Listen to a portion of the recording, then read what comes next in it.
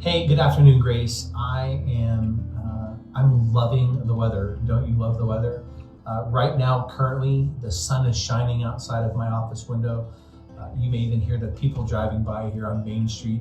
But don't hold your breath too long because maybe in like 5 minutes it could be snowing and be 12 degrees outside. So that's spring in Idaho for you. It's actually pretty interesting how rapidly the weather and the environment in Idaho changes.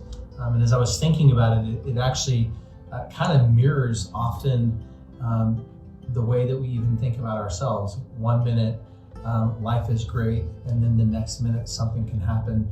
And I don't know about you, but at least it can hit me out of nowhere. I feel like a failure. I failed as a pastor, as a friend, as a husband, as a father.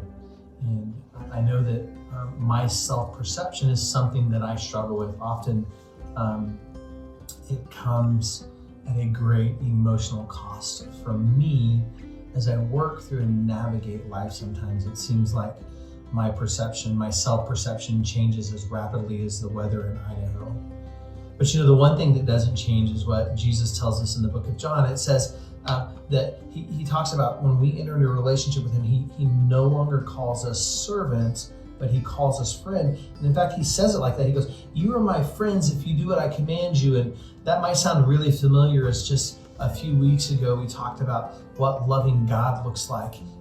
Loving God looks like we do the things that he tells us to. We find the things that are pleasing to him, and we do those. And the promise of Jesus is that if we do that, we're no longer servants, but we're friends. The Bible says a lot about who we are, and you're going to get a copy of the 40 I Ams.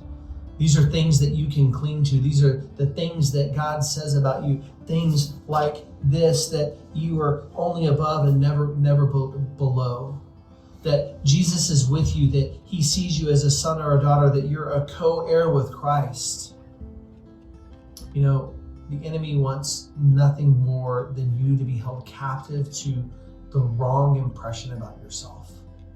God sees you as valued. And in fact, when he made Adam and Eve and he saw everything, he said that it was very good.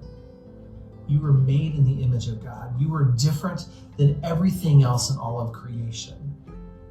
You have a spirit and a soul. You have the ability to commune, to fellowship with the Creator. And in that, it makes you wholly unique. The enemy wants nothing more than for you to feel downtrodden, depressed, and to have a wrong view of who you are. Don't let him get that foothold this week. Know that you're no longer a servant. You are a friend of God. If you do the things that he can, if you're in relationship with him, if you can say that God has saved you. And when you find that anchor point, life can change around you like the weather in Idaho, and you can still hold fast to the fact that God created you, he knows you, you're in a relationship with him, and you are his friend, his son, his daughter. It doesn't matter what anybody else says. You can anchor into that truth this week. Church, I cannot wait to see you on Sunday. I hope that you have a great week. I'll see you later. Bye.